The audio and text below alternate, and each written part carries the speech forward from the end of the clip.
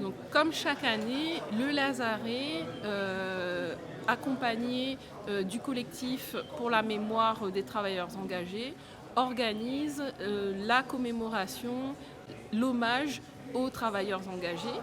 Et nous proposons, comme les années précédentes, plusieurs temps forts lors de cette manifestation. Un temps d'hommage sur le front de mer où toutes les associations vont procéder à leur rituel pour rendre hommage aux ancêtres.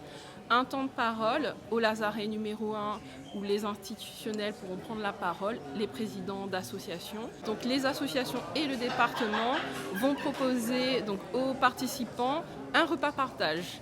Un repas partage pour continuer à profiter de ce rassemblement tous ensemble et continuer à rendre hommage à nos ancêtres à travers des plats traditionnels de la Réunion. Et ensuite, un temps culturel riche avec, par exemple, les visites guidées du parcours botanique métissage végétal du Lazaret, les visites guidées de la gare ferroviaire et de tout le patrimoine ferroviaire proposé par l'association Titrin.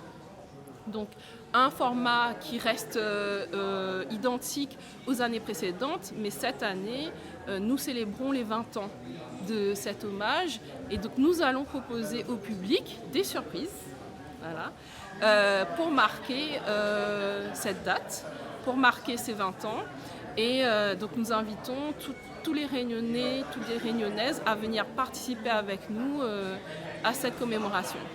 Nous, depuis de nombreuses années maintenant, dès le départ même, nous avons été sollicités par la communauté tamoule, la fédération tamoule, pour participer donc à la commémoration donc, de la fin de l'engagisme.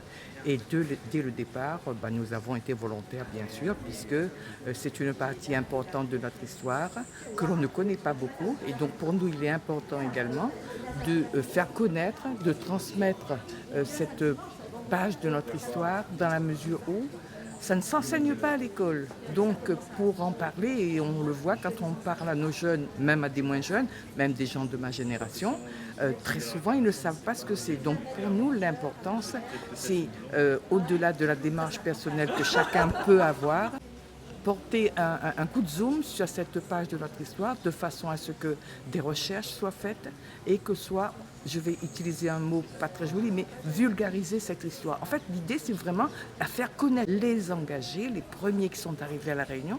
On va dire ce sont ceux qui nous ont ouvert la voie. Si nous sommes là aujourd'hui, si nous sommes ce que nous sommes aujourd'hui, c'est grâce à eux.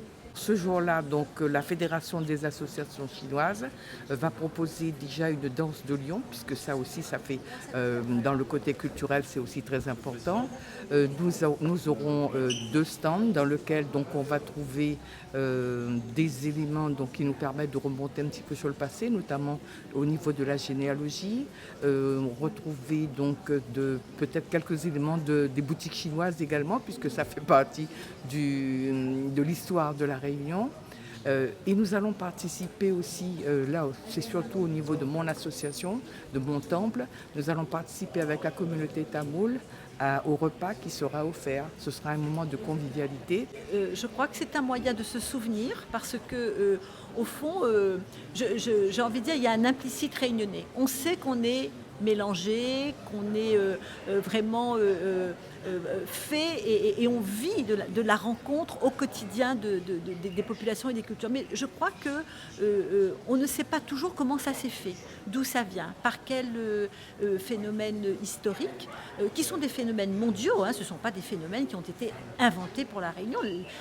On a été partie prenante d'un mouvement migratoire au XIXe siècle à l'échelle de la Réunion et à l'échelle du monde entier. Donc nous avons été partie prenante de cette histoire-là et voilà ce que ça a donné sur la terre réunionnaise. Mais des Lazarets, des lieux de quarantaine, il y en a partout ailleurs dans le monde. Il y en a en France, en Europe, en Italie, il y en a aux États-Unis, il y en a à Maurice. Donc c'est vraiment un marqueur aussi du paysage mondial de la migration. Donc c'est important, comme l'a dit un de nos partenaires tout à l'heure, d'enrichir constamment cette connaissance et donc cette compréhension qu'on a de nous-mêmes et surtout de transmettre, de faire savoir, de partager.